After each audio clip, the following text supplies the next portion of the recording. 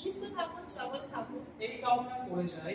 সুখে জীবন যাপন করতে সুস্থ থাকার জন্য নাই, জানলে সকল শাস্তি, মেনে চললে নিয়ম বিধি, রোগ হবে কম, খুশি সদাই।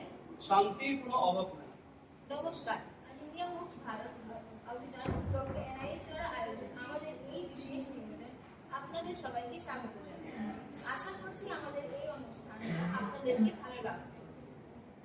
স্বাস্থ্যই সম্পদ, এটাই জাতির পূর্ণ বিকাশের পেছনে মানুষের সুস্বাস্থ্য বজায় রাখার গুরুত্ব অপরিসীম।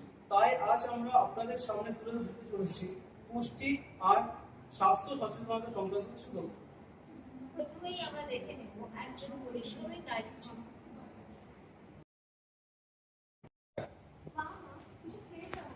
নারে আমার সময় নেই বাবা, আমাকে এক্ষুনি বার হতে হবে।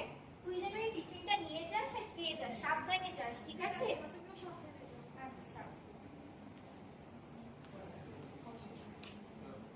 সে আছে বিনোদী, ওর প্রায় রোজ দিন এরকমই দিনদিন রুটিন।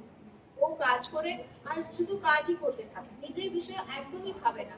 সব টাকা পয়সা জমিয়ে রাখে নিজের সন্তানের জন্য। যেরকম আমরা প্রত্যেক মাকেই দেখি নিজের বিষয়ে একদমই চিন্তা ভাবনা করে না, শুধু নিজের বাচ্চার জন্যই চিন্তা করছে। ওরকমই আছে বিনোদী, কিন্তু আস্তে আস্তে এরকম করে করে ওর শরীরটা অত্যন্ত দুর্বল হয়ে গেছে। তারপর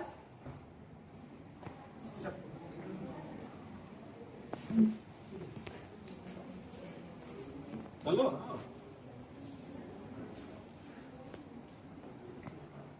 ও মিনতি, তুমি চলে এসেছো? দেখো বাড়ির রেকর্ডে গান আছে, তুমি দেখে নিও কেমন? আচ্ছা দিদি, ঠিক আছে, আমি দেখে নিচ্ছি। দুর্বল শরীর আর তার সাথে এত কাজ করবো, বিনোদির প্রায় মাথা ঘোরানো। কিন্তু ওই দিন ও কাজ করে করে মাথা ঘুরে পড়ে গেছে। আরে মিনতি, মিনতি, কি হলো? হে ভগবান, মিনতি, কি হলো মিনতি?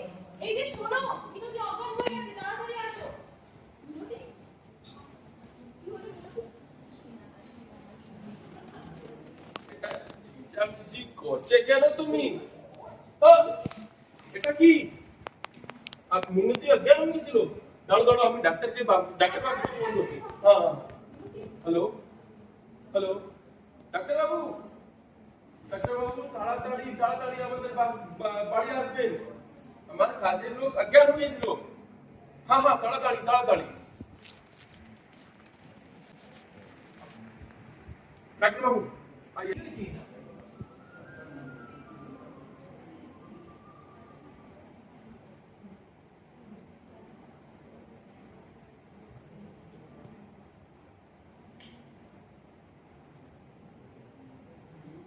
কিন্তু অত্যন্ত দুর্বল হয়ে পড়েছে।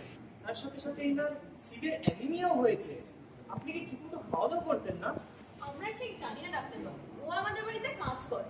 আচ্ছা আচ্ছা। কি হয়েছে আমার ডাক্তার বাবু?